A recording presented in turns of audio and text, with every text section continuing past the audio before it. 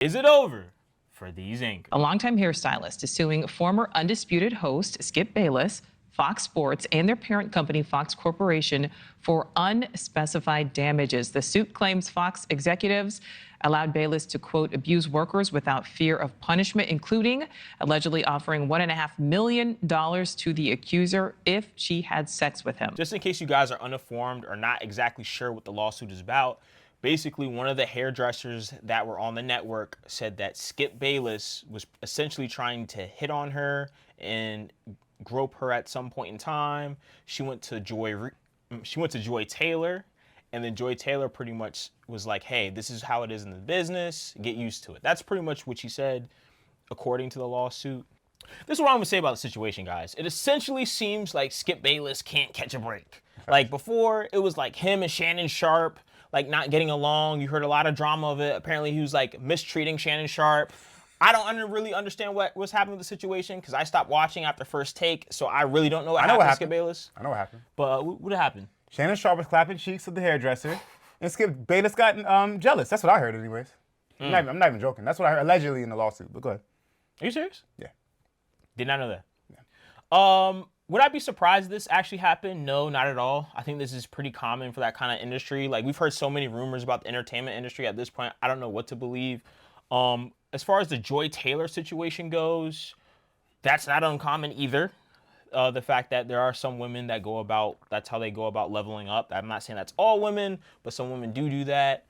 As far as Joy Taylor goes, I mean, I don't know. I do not know. But I could see someone in that industry telling someone else to be like, yo, deal with it. Like, I could actually see them saying that because if one person says something negative about it, that might ruin their situation if they're doing that, if that's the kind of thing that they're doing. So I could actually see that happening. I can see Joy Taylor doing it.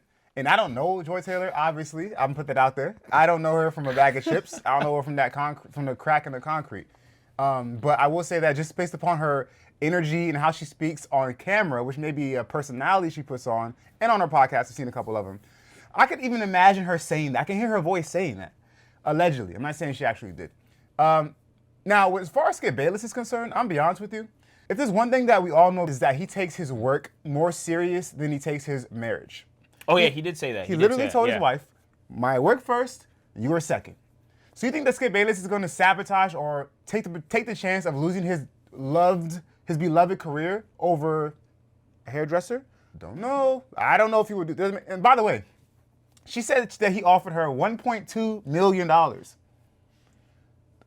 Not for her. Come on, bro. That's crazy. I'm not even gonna comment on how she looks because I haven't seen how she looks, and she's a fine looking. No, she's not.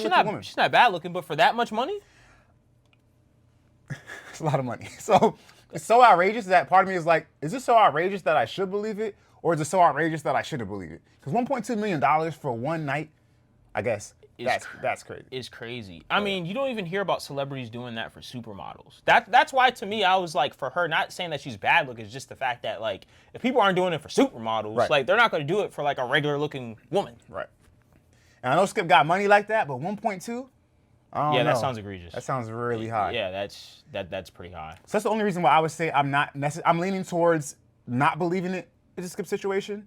Joy Taylor, I'll lean towards not believing it as well, give her the benefit of the doubt. I just can hear her voice in my mind, her saying, girl, just deal with it. This is the industry.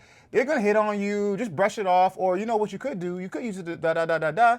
Again, I'm just making this off in my head, not saying she did. I mean, I think that's what makes it really hard about, like, women in this industry, especially if they're a woman that didn't play sports.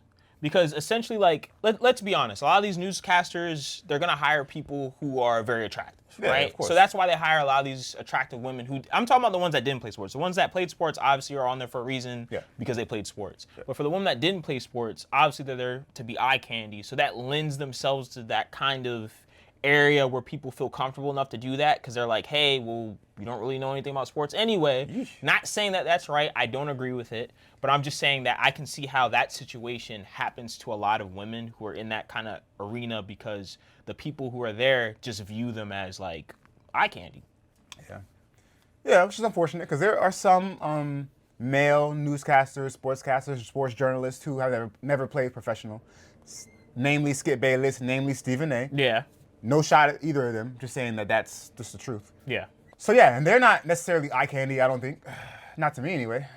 So, I mean, I don't know what you like. I don't like that. So I mean, I don't know, but I get your point. A lot of those like women sports journalists that have not played sports are there for. Yeah. They choose aesthetically pleasing women. And that's not any different than the attractive bartender or any different than another attractive woman like the hostess and stuff like that when you walk into restaurants. Yeah. So ultimately, guys, I can't say if this lawsuit is a bad decision or a good decision or not because I don't know whether or not it is true. If it's a false claim, then obviously it's a bad decision. And if it's true, then it's obviously a good decision.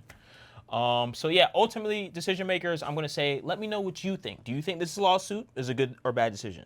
Leave a like, leave a comment, and subscribe.